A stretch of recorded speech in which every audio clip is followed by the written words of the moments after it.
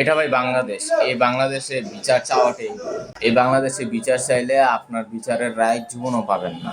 এটা সেই বাংলাদেশ যে বাংলাদেশে ওসমান হাদি নামক একজন লোক ছিল। সেই লোকের ফেসবুকে মিলিয়নস অফ ফলোয়ার ছিল এবং তিনি একজন এনসিপির কর্মকর্তা ছিলেন, তবে এনসিপি না, তিনি স্বতন্ত্র থেকে নির্বাচনে দাঁড়িয়েছিলেন।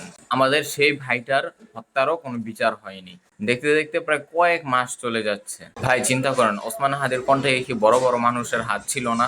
ছিল অবশ্যই, কিন্তু কেউই বিচার করেনি। হয়তো কিছু কিছু মানুষ বিচার চেয়েছে, তবে সরকার বিচার করেনি। আর এখন বাচ্চা রমিশা, এই রমিশার বিচারে আশা করে লাভ আছে? অবশ্যই না। কারণ এই বাংলাদেশে কখনো বিচার হয় না।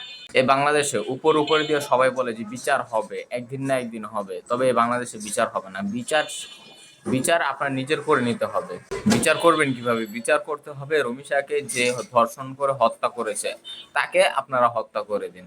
আপনারা আর আমার মধ্যে কেউ একজন মানুষ যদি গিয়ে রমিশার ধর্ষণকারীকে এবং হত্যাকারীকে যদি মেরে ফেলতে পারে, সেটা হচ্ছে সঠিক বিচার। আর আমরা যদি প্রশাসনের আশা করে থাকি, প্রশাসন এই জিনিসটা দিনের পর দিন ঘুরাবে, আস্তে আস্তে মানুষ এমনিতেই ভুলে যাবে। এখন জিনিসটা বলতে খারাপ লাগে, তবু এইটাই সত্য যে ওসমান হাদিকেও মানুষ দিনে দিনে ভুলে গেছে।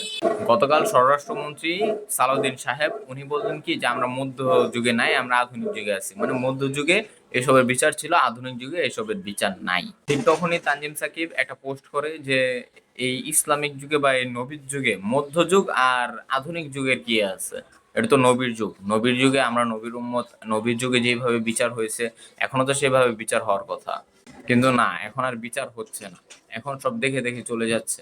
প্রায় বছর খানিক হবে শিশু আসিয়াকেও ধর্ষণ করা হয়েছে। আসিয়া ধর্ষণের পর আর বাঁচেনি, আসিয়া মারা গেছে। এই আসিয়া ধর্ষণের বিচার হয়েছে? না, হয়নি। এটা বাংলাদেশ ভাই, এই দেশে জীবনও বিচার সম্ভব না। বিচার আমাদের নিজের করে নিতে হবে।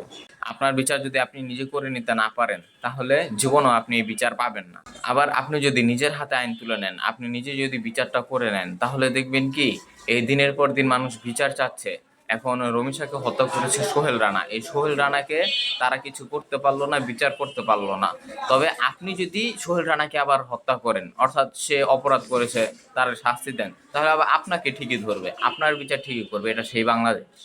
আর এই যে বাংলাদেশের প্রশাসন জীবনও ভালো কাজ করতে পারে না, সবসময় খারাপ কাজই করছে। এই যে ওসমান হাদি যখন মারা গেল, অর্থাৎ তাকে হত্যা করা হলো, পরে কিছুদিন সিঙ্গাপুরে থাকা অবস্থায় যে মারা গেল, এরপর যারা বিচার চাইতে গেছে, যারা অপরাধ করছে তাদের কিন্তু কোনো বিচার হয় নাই। তবে যারা বিচার চাইতে গেছে, আব্দুল্লাহ আল জাবের এবং আরো ভাইয়েরা, তাদের উপর আবার ঠিকই গুলি চালাইছে। তবে যারা অপরাধ করলো তাদের কোনো বিচার হয়নি।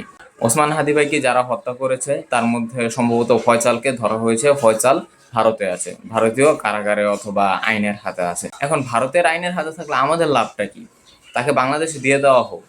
বাংলাদেশে তারা দিবে, ভালো কথা। দেওয়ার আগে আমাদের বাংলাদেশের প্রশাসন চাইতে হবে বা ওকে আনতে হবে। না, বাংলাদেশের প্রশাসন তো ওকে আনে না। তবে কি ভাই, ওসমান হাদির হত্যার বিচারটা হয়নি, এটা শেষ হয়ে গেছে। কিন্তু এখন তো এই শিশু রমিশার হত্যার বিচার চাওয়া হচ্ছে। ওর বিচারটা করে দেন আপনারা। এই রমিশা মাত্র 7 নাকি 8 বছরের একটি বাচ্চা ছিল। কেন, কি দরকার ছিল ওকে ধর্ষণ করার, ওকে হত্যা করার? আর যে হত্যা করছে সে এখন হয়তো মানে পুলিশের হাতে আছে, তবে কোনো তার উপর তার কোনো শাস্তি দেওয়া হচ্ছে না, ফাঁসির রায় দেওয়া হচ্ছে না, এমনই যাচ্ছে। সরকারের প্রতি বিনীত আবেদন যে বাংলাদেশে এমন একটি আইন করা হোক, যে এইসব কাজ করবে, হয়তো হত্যা করবে বা ধর্ষণ করবে, তাকে জনসম্মুখে ফাঁসি দেওয়া হোক বা ক্রস ফায়ার করা হোক। যদি এমন রায়টি দেওয়া হয়, তখন মানুষ শুনবে যে ধর্ষণ করলে ফাঁসি হয় বা ধর্ষণ করলে ক্রস ফায়ার হয়, অর্থাৎ মৃত্যু হয়। এই ভয়টা মানুষের ভিতর চলে আসলে মানুষ আর এইসব কাজে লিপ্ত হবে না। তো বাংলাদেশ সরকারের প্রতি আমার বিনীত আবেদন, রমিশা ধর্ষণকারীকে এবং হত্যাকারীকে তাকে নির্মম বিচার করা হোক।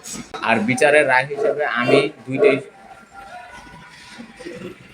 আর বিচারের রায় হিসেবে আমি দুইটাই চাই, হয়তো জনসম্মুখে ফাঁসি দেওয়া হোক আর নয়তো ক্রস ফায়ার করা হোক।